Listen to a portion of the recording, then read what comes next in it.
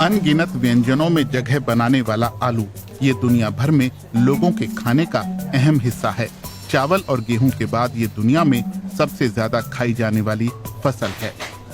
ये है डेनमार्क की राजधानी कोपेनहेगन। नताली कैनालेस सब्जी मंडी में कुछ खोज रही हैं।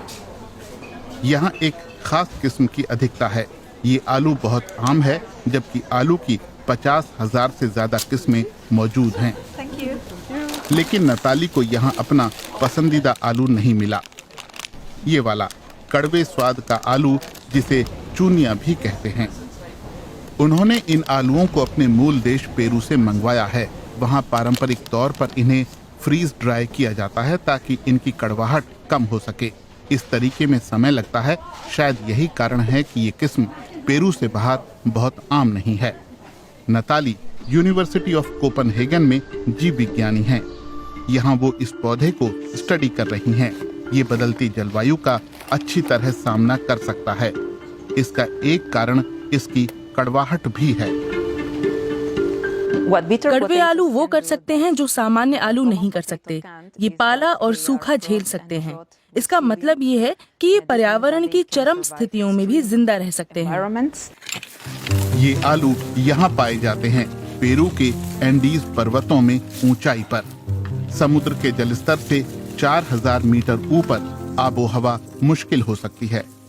यहाँ रात में तापमान -4 डिग्री सेल्सियस तक जा सकता है।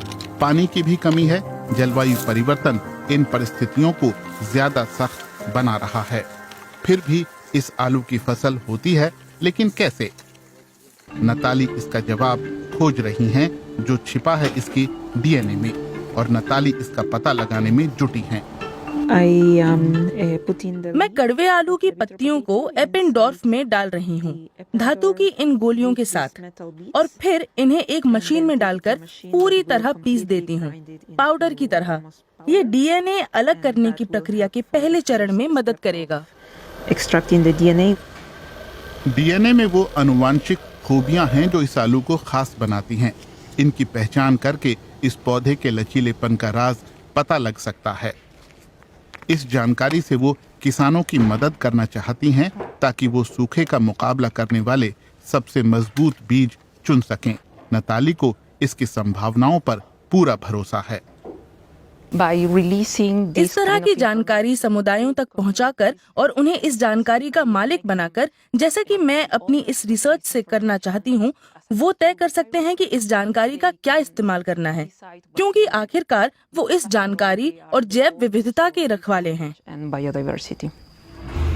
ज्यादातर लोगों के लिए ये आलू एक रहस्य बना हुआ है, लेकिन सूखा प्रतिरोधी फसल के रूप में भविष्य के लिए इसकी संभावनाओं पर कोई संदेह नहीं है। जाहिर है हमारी जलवायु बदल रही है और हमें नई और टिकाऊ फसलों की जरूरत होगी।